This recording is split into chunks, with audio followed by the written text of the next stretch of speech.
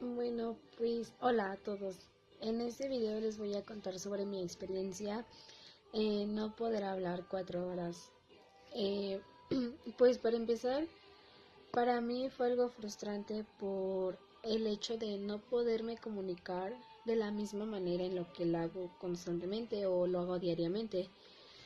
Entonces, sobre eso me basé para, no sé, como para poner de ejemplo a las personas que son sordomudas, mudas y sordas, porque sinceramente nosotros que tenemos la facultad y por decirlo así, la facultad de hacerlo, no lo aprovechamos, simplemente nos da igual.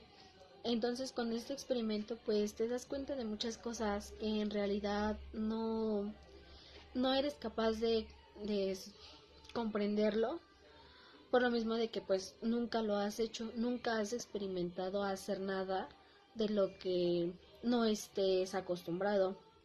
Entonces, para esto me di cuenta que las personas que en serio no pueden es demasiado difícil y es súper, bueno, como les digo, a mí se me hizo súper estresante porque el hecho de no poder comunicarme me frustraba.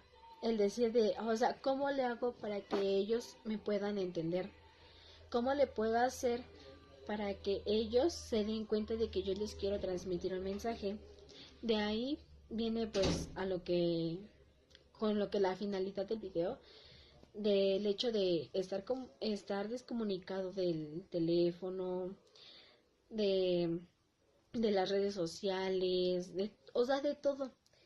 Entonces, de ahí como que te das, o sea, como que aprendes a valorar más que nada el hecho de que tú tienes la facultad de poder comunicarte y de poder hablar y de poder expresarte sin temores ni ese tipo de cosas. Entonces yo siento que para mí la experiencia fue buena porque aprecié el hecho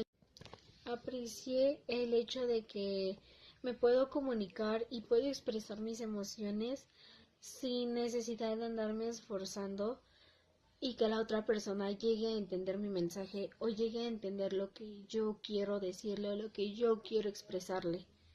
Entonces, pues hasta aquí es todo y pues gracias a esta prueba, en serio, gracias a esta prueba que nos hicieron, muchísimas gracias de que pues me hicieron apreciar todo este tipo de cosas que en realidad tenemos y no somos capaces de comprender. Bueno, gracias, adiós.